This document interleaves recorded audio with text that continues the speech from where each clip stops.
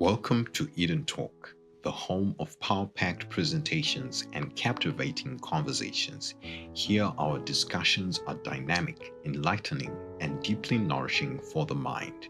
We delve into a wide array of subjects from insightful book reviews to the latest in current affairs to pressing socio-economic issues and profound theological discussions. Sit back, relax, and prepare to be inspired.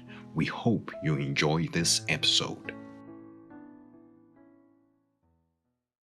Welcome back, dear friends, to this episode as we continue on the conversation on guiding the young student on their way to tertiary education and just through the school system. And I'm joined once again by my good friends, my brother and my sister, Sister Sheila and Brother Hilton.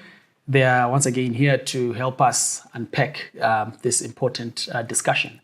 So in case you missed the first episode where we discussed bringing up the student within the academic system, the support from the home environment, the role that parents play, and a few tips were also given on how the student can prepare for exams and also prepare themselves for tertiary education as they transition from high school to the big league, if we can express it that way.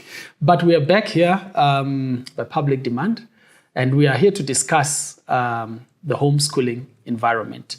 Brother Hilton, yes. Maybe I'll just start off with you. Yeah.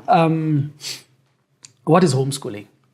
Someone out there wants to know what is homeschooling. Maybe we often take this for granted and think everyone knows what we talk about when we say homeschooling. Indeed. Thank you, Brother Mayford. Greetings, dear friends. Once again, I would like to express my gratitude to be here. The great question, what is homeschooling?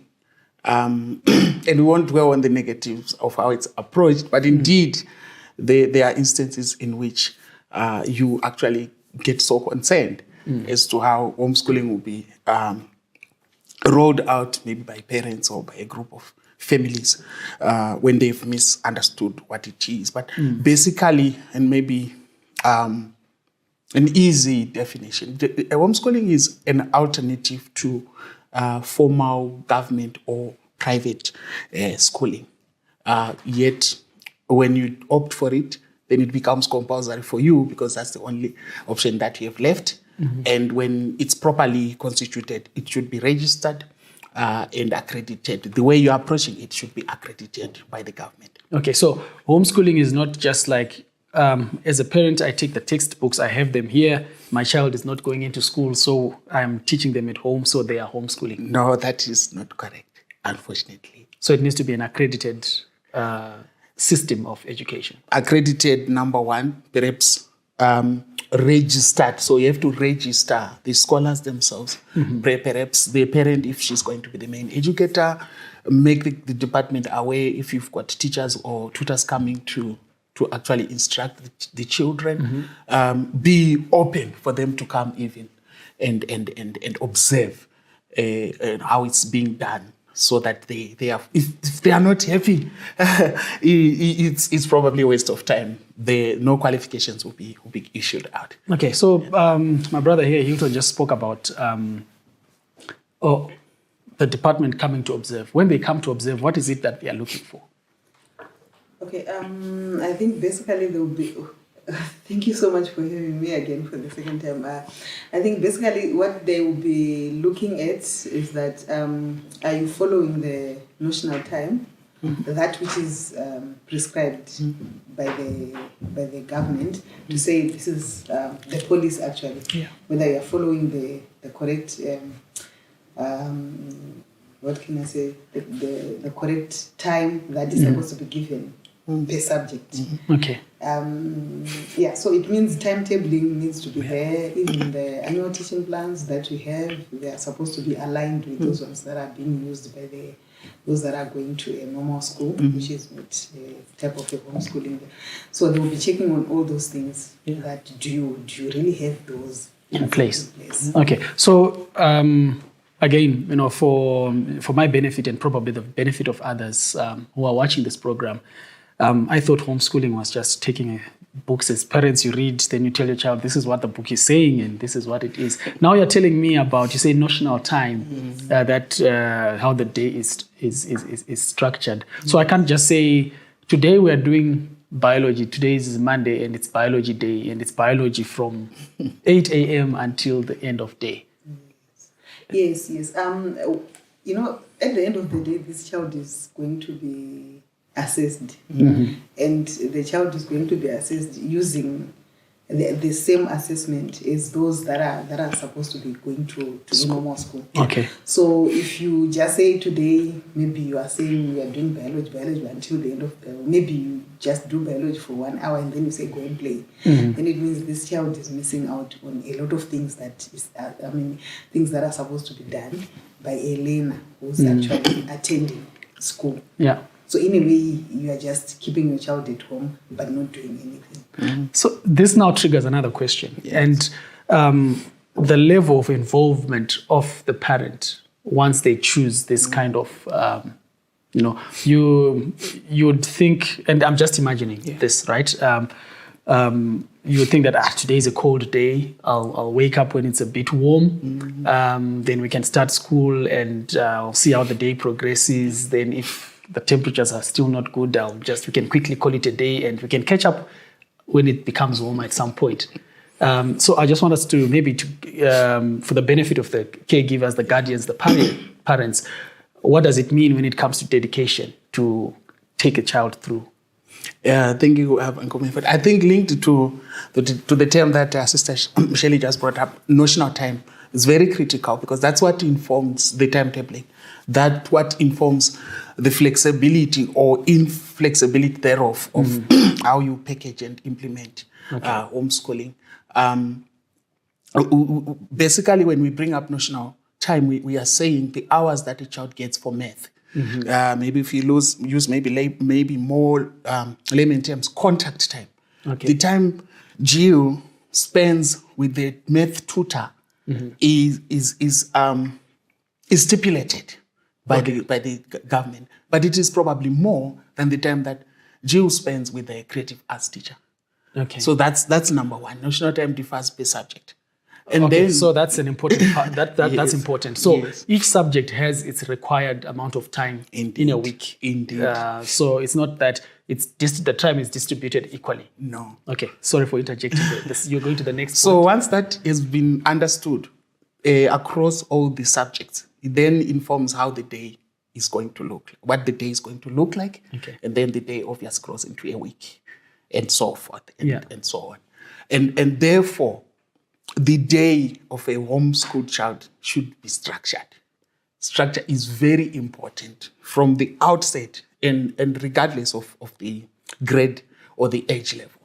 If we are talking to the time for waking up, the time for the first meal, the time to transition probably from the kitchen or the eating area to the school environment area, transitions back to eating breaks, relaxation breaks, time for sport and physical education. If that structure is followed, I think we'll be doing a lot in making sure that the child gets the homeschooling in its wholesomeness. Yeah. So Brother Hilton here is in what you are saying. I picked him talking about a child moving from the kitchen to the school, and probably the kitchen table is all I have. I don't know. What does a homeschool, or how should a homeschool look like for the benefit of the child? They do their education in their bedroom or in the kitchen space. What is recommended? Yeah, the environment itself should be conducive to learning. You can't just say there's a television there, there's whatever, there are other kids that are running around, and then you say we are in a classroom. It should be structured in such a way that when you say now we are learning here, which means there are no distractions. Yeah. You are concentrating on whatever it is that you are doing. Indeed. Yes. Yeah.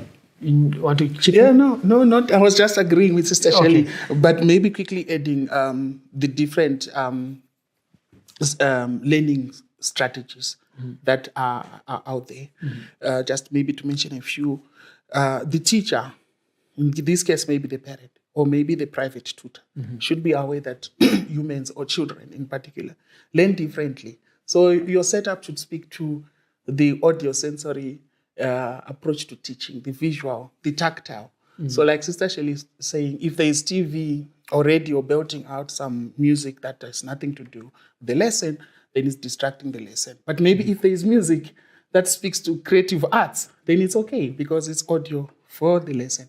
So the environment, even if we don't have much in terms of means, but just a quick reset of that very kitchen table, maybe a quick pin-ups, a quick wall reset, maybe with the proper charts and the exemplar charts and for the day, anchor charts. So those are terms. Those are our terms. Yeah. And I trust the parents, we have a clue. Yeah. A quick reset to change the environment to suit the lesson or to suit the classroom environment for the classroom day. environment. Yeah. So it's the environment is important to a child's learning, and so there are advantages and disadvantages to almost everything or even everything in life. So I'd like us to look at a child that has gone through. Maybe not the child per se, but just looking at the system, a homeschooling system. What advantages does that bring? It has its own advantages in the sense that here a child is given a one-on-one attention, yes, whereby you can actually assist the child, whatever it is that they are not understanding. You really assist them on a one-on-one, and unlike in a classroom situation whereby with 42 pairs of eyes. Yes. And without any disturbance, if we can say, because the child will be concentrating on whatever it is that you are doing. And secondly, we know that there's a lot of bullying outside there. Your child is not exposed to bullying and stuff like that. If they are homeschooled, when they are with other kids outside there, it means they go through a lot, actually. Bullying is really... it's there actually in schools and stuff like that. So those are some of the advantages. Yes.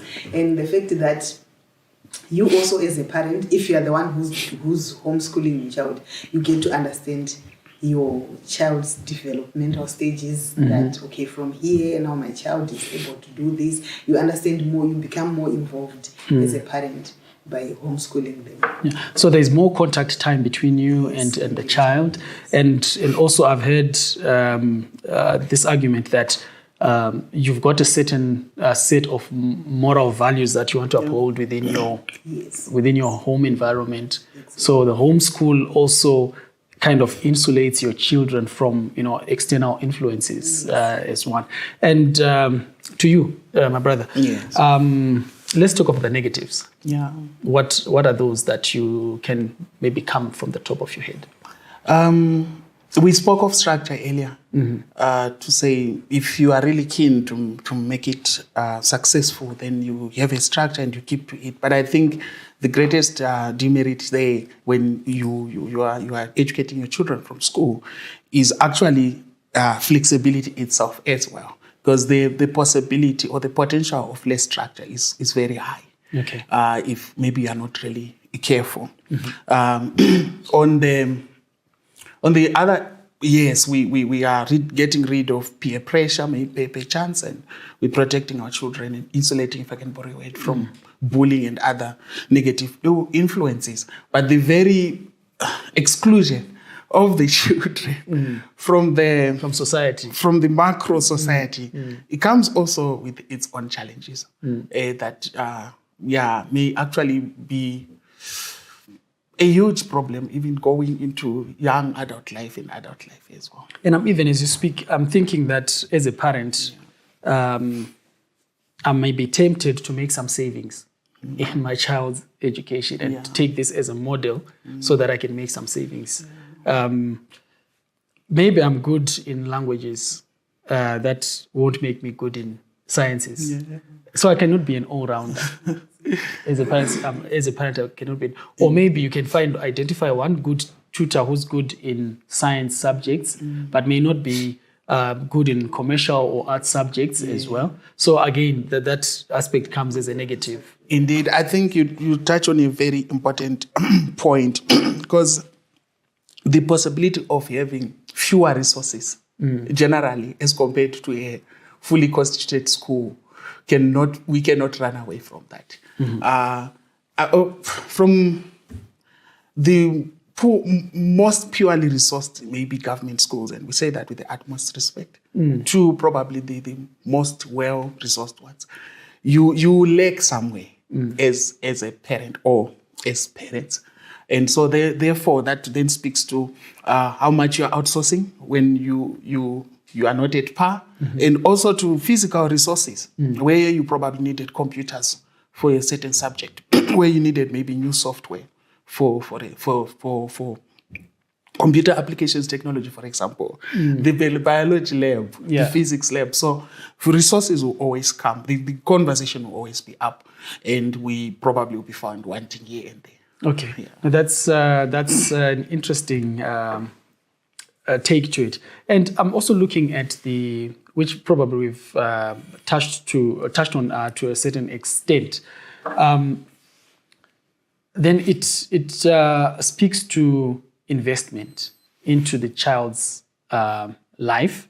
Then this investment is not only about money, though money will also be included, but there's also time investment into that. In your view, how much of an investment does homeschooling demand? Is it low investment? Is it high investment? I can say it is high investment, because remember here now you are going through the different stages of education with your child. So you can't say I've got other commitments that I want to which means when your child is in grade 1, you are supposed to be in grade 1 with them, in grade 2, like that, as you go. That's if you choose to be the one who's what. So you really need to invest your time in what? In actually trying to assist the child, because at the end of the day, we are looking at a child who's going to write an exam that's written by almost everyone, right? So it means you need to put your time into that.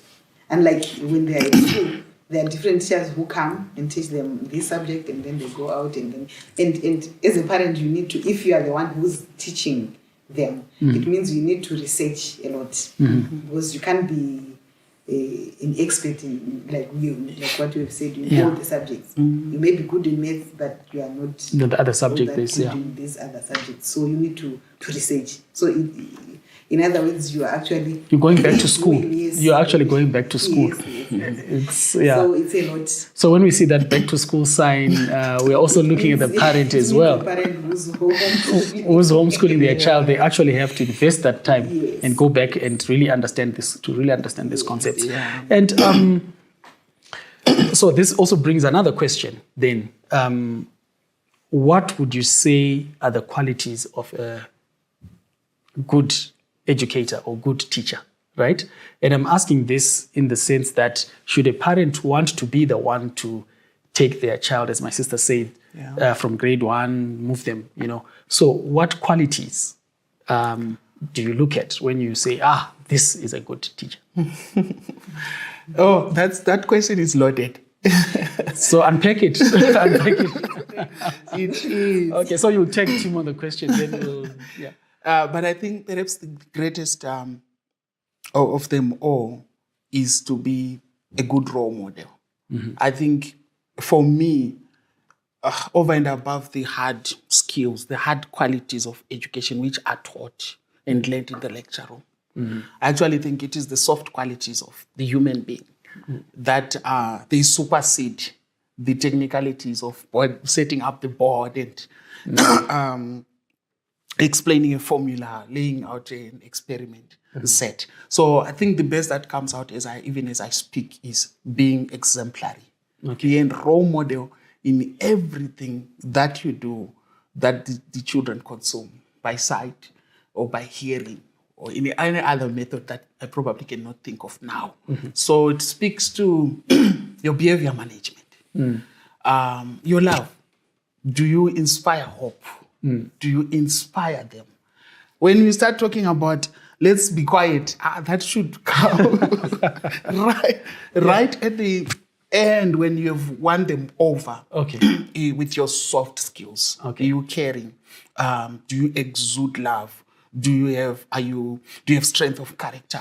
Are you a go-getter? Because they need to see that in you so that they aspire to be the teacher. Look, I say to scholars, and sometimes we burst out all laughing. Said, when you enter through the school gates, who is your celebrity? Now they know. At first they got confused. They thought it was about me. Now they tell me their favorite teacher. Say, this is my celebrity. Then I say, very good.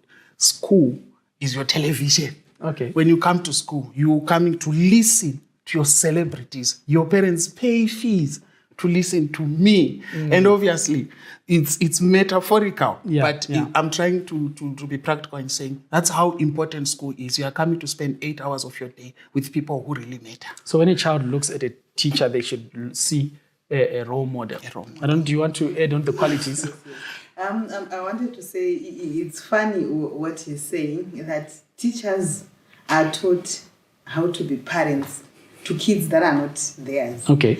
And then you as a parent, you are also supposed to learn to be a teacher, which to your child. To your child. Yeah. Okay. So you need to draw the line there. When you are sitting there with your child, you need to know that, okay, now I'm wearing that jacket of being a teacher, but as well as a parent. Yes, which means, excuse me, as a teacher, you are there to impart knowledge to this little one, and as a parent, to understand them, to love them, to give them attention and all that. But within certain boundaries. Yeah. Okay. So again, in what you've said, both is there's something that's coming out strongly, the separation of parent and teacher.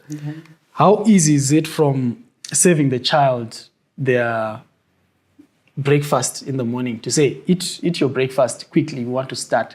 Then moments later, you're a teacher and you're asking them to say, now we are in school. One, easy for the parent to make that transition, and the child as well, because a few minutes ago they were talking to their parent. Now they need to be talking to their teacher. Yes, I can talk from experience. I taught my 2 kids actually, and I didn't find it very difficult actually, and they also learned from the first day that when we are at home or when we are doing these other things, she's mom. And then the moment we step into the school environment, yes, then I'm a teacher, just like any other teacher. So you can't say maybe you have a dispute with somebody, you come running to me just because I'm your mom, and then you are reporting to me, or just because, there are so many other parents that are just like me, that teachers that are also there. Okay. Or maybe when you feel hungry, just come running, or maybe I'm standing there, I'm addressing a certain group of people and stuff like that, and then you just come. I'm your mom. No, you need to draw. So, I mean, the child also needs to understand the boundaries, that when we are doing home things, they are home things. Yes. When we are saying now we are learning, now this person has changed from being just an ordinary mom to the teacher. To the teacher. Yes. And the example you give, it's the normal school. Sorry for lack of a better expression. Is the normal school setup where you leave home with your children, you go to school, and they go to their classes, or maybe they are in the same class as you are. They've got their peers with them who are also raising their hands. Yes. That kind of. So that environment is already saying we are in school. But now we're talking about homeschool, where it's the breakfast table now becomes your school desk. And the parent that served you your cereal becomes your teacher. And there's no one else there to show that we are now in a school environment. It's you and the child. Your take on that? No, I love what Sister Shelley has brought up, like a personal experience. I have not been that privileged. My children are still of school-going age, so I cannot completely rule it out. But I find it very taxing. So when someone has done it and they've done it well, it's a proud moment, and you try to join in the celebration. But quickly, let's go to school quickly and then come back to your question. Even the teacher as much as can be very friendly and sociable, you also must know where to draw the line. You are supervising a lunch break, and in the lunch break, you are not a teacher. Okay. You're just a food break supervisor. Okay. And the scholars who share jokes, who talk about the mayonnaise or sandwich that they are having, Okay. and many other stories. You must also be very, very adept in transitioning back into your teacher mode when eating time is over, playtime is over, that kind of thing. But quickly, the home teacher, whether it be the tutor or the parent, the dynamics are very, very demanding. Look, she was talking with two children. Probably they are not twins, so they are in different grades. And this is one person. So you're having a composite classroom setup, which is also blended. You're probably teaching her math, but you're teaching him geography. You're probably doing a practical approach here, but you're probably doing a quick discussion, which is interactive. So all that comes into play. So you need really to be very dynamic because the challenge is, it is not an easy. I can only imagine as you're explaining it, because from walking from this end of the table to that end of the table, already you need to be from a math teacher to maybe English literature. And from an early child development to a matriculant. Or like she says, life orientation, which is quite soft and not that heavy, to a physics classroom on the same table. So it's like what? You count 3 steps and you have to have that transformative power. And I was also, when you're talking about, the teacher transforming from, during the lunch break or, snack break, then back into the classroom, I was trying to hold back my laughter. I saw a video that was doing the rounds, of one teacher who was marking the books, and there was a young man sitting just behind him, and he was patting him on the head. I guess that's easy because you probably have another one tagging at your shed this side. And someone trying to share a social media video that is doing the rounds. That's 4 already. But that's our life, right? That's okay. That's fine. So just to add on that one. It's not only like maybe we are talking about socializing, even tackling certain topics that are there, that are supposed to be taught. Like take for example, if they're doing science subjects or maybe natural science, you are supposed to teach about reproductive system and stuff like that. And this is your child. Now, there are certain things that you feel uncomfortable talking to a child about, but you are forced to do that because this is your child. And when I was teaching these 2 kids of mine, I learned a lot because I would say things as a teacher, and when we get home, those things follow you. We don't use those words. We don't. They are there, but we don't use them. Okay, so maybe in the coming episodes we need to look at maybe demystifying some of these conversations. Indeed. Maybe we need to look at it. There's a lot that we need to demystify quickly. Sorry, I interjected. There's so much that we need to demystify, so much that we need to also unlearn as we progress as a society.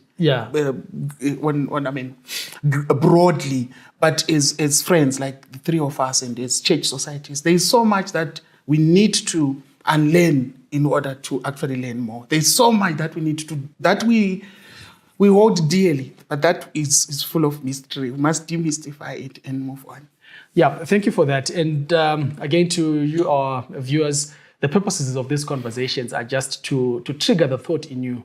We don't have the luxury of time to fully exhaust. As you can tell, we are touching on a lot of things, but I hope from the nuggets that are being shared, you are able to pick up the essence of this conversation and probably to help you as you consider homeschooling your child or taking them into a formal school setup.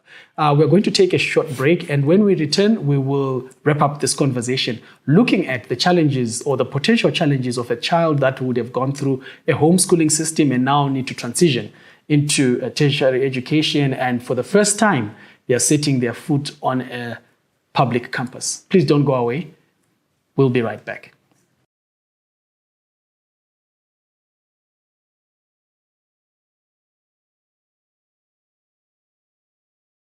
Welcome back, dear friends. We continue with our exciting conversation. So before we went on the break, we were just discussing homeschooling, its advantages, its disadvantages. What are the demands on the parent, on the tutors that will be taking the child through this.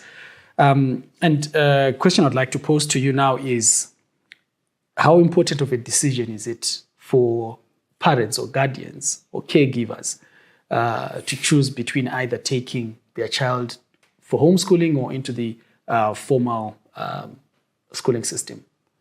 Yeah, thank you, Brother Mayford. It's very important to think about it, to have an intentional debate with oneself when children get to the age of a school-going age.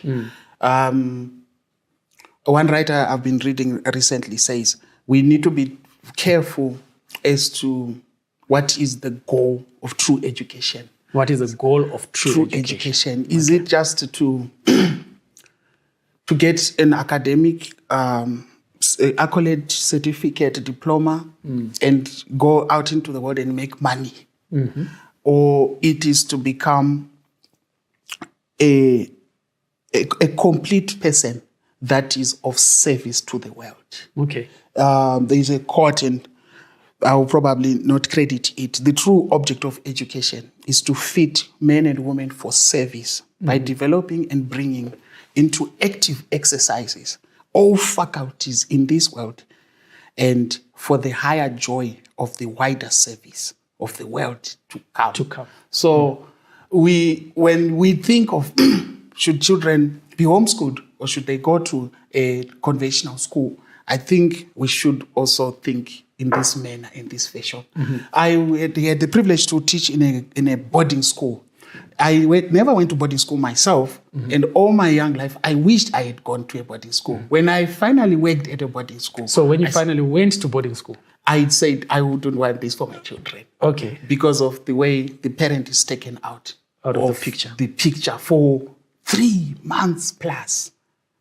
There is just the formalities of wake up, go to the dining hall, go dress up, come to the classroom, go to the lunch, to the dining hall, have your lunch, go to the sports field.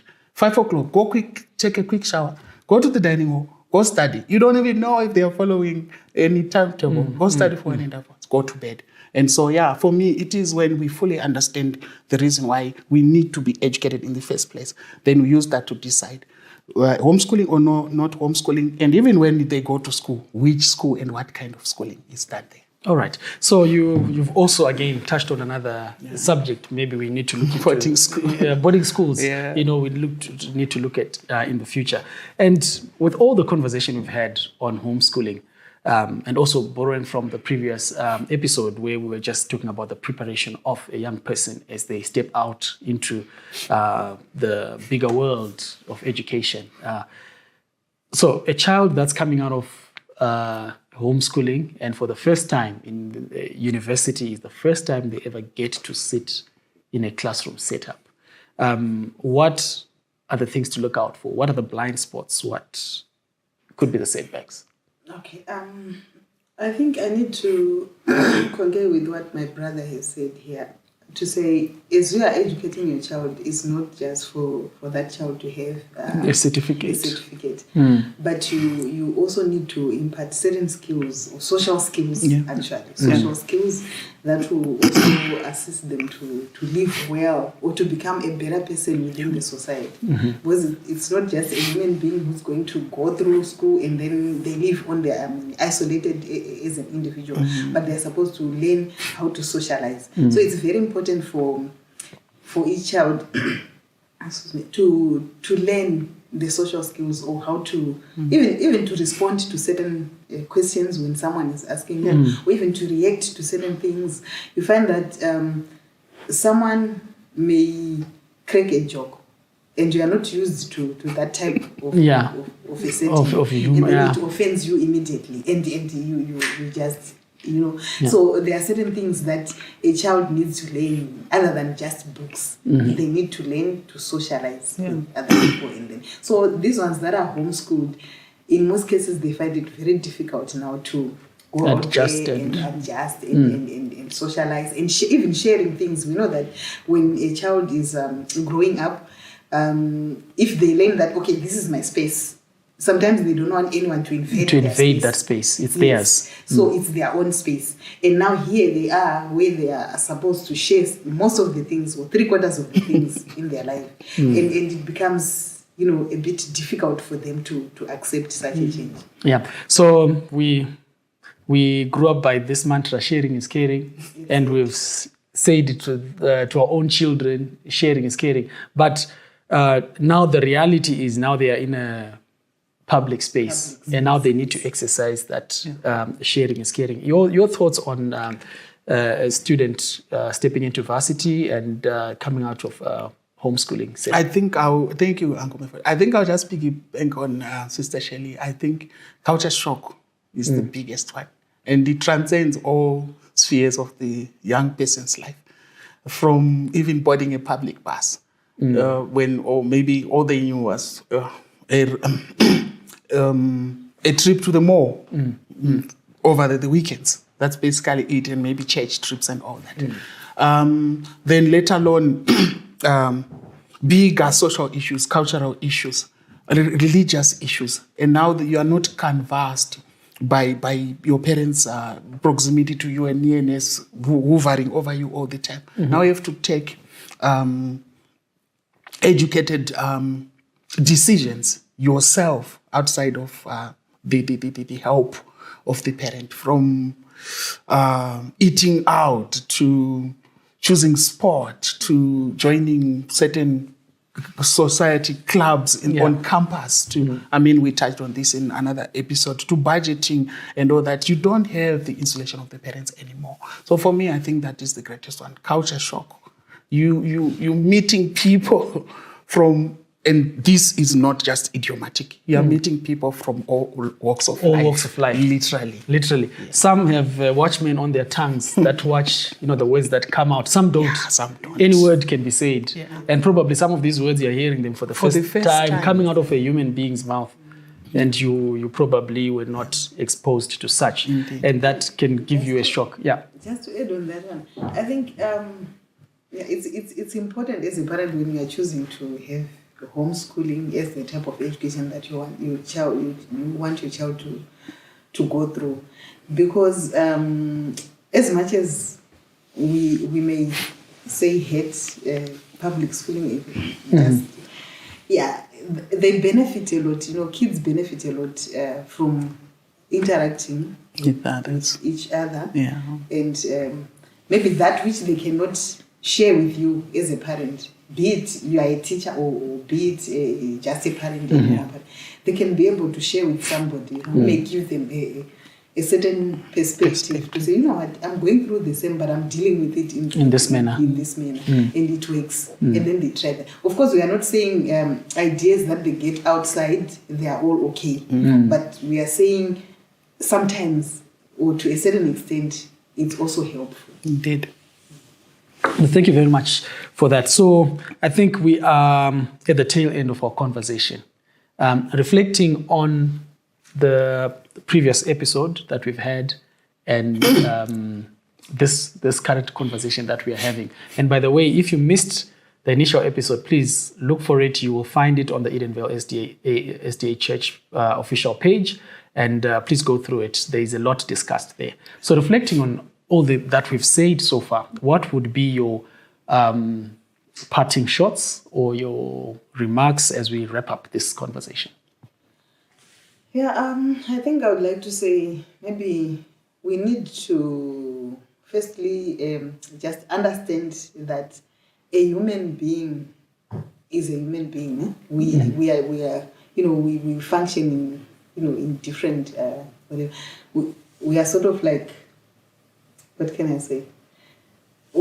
As parents, we need to understand our kids, not to equate them with someone else. We function differently. So take them as individuals. Take them as an individual person, and understand them from there. And then going to school and getting qualifications, or maybe NSC, or it could be maybe your university degrees, diplomas and stuff like that. That's not the only way or the way of making it in life. Making it in life. Yeah. Yes. There are so many other ways in which our kids can end up being successful in life. Let's not push them to do that which we want them to do, or maybe to be academics, and yet they are not in that space. And yeah. at the end of the day, you find that we push them too much, that they will end up even hating us as parents. They become broken, yes. which then breaks parents too. You see now. So I think maybe let's understand our kids from the little as the little ages, and as they grow, we grow knowing that, okay, this child of mine, I think he or she should go this way. As far as his or her education system is, it could be the practical way, whereby they learn through doing things, and then they will end up making it in life. Or their academics, they can just learn through the books and stuff like that, and then they end up acquiring higher certificates or diplomas, degrees, PhDs, and all that. But it's not all learners all kids that are supposed to follow a certain path. Yeah. Right. No, thank you very much. So just like in the business world, they say, know your client. Yes. KYC, know your child. Yes. Exactly. KYC, know your child, and take them through the proper education system that is relevant, and support them. Brother Hilton, your parting shots? Thank you, friends. I think I'll just look all our ideas, or the ideas maybe I shared, by saying it is imperative that teachers, parents, and other society, government leaders must realize the correct relationship between the home and the school. And maybe because of today's episode, the home, the school, and the university. And I close with a quote, if you don't mind. No problem. Open quote. Never will education accomplish all that it might and should accomplish until the importance of the parents' work is fully recognized and they receive training for its sacred responsibilities, close quote.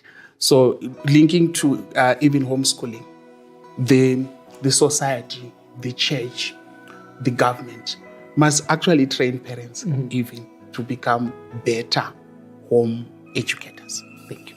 Thank you very much. And as the adage goes, it takes a village to bring up a child. So this village is made up of educators, it's made up of parents, it's made up of the community and the society. And to you, as you watch this episode, we just wanted to trigger this thought in you. But the decision is up to you, what you want for your child after having assessed their capabilities, their abilities, and which form of educational system would be ideal for them. I hope that this conversation has triggered something in you to make that decision as you bring up your child, not only, as we've heard, for this life, but also to make them fitting citizens for the world to come. Until we meet again in the coming episodes, may God guide you and keep you safe. Subscribe, like, and share our pages. You never know who may benefit from these conversations. Until next time, take care.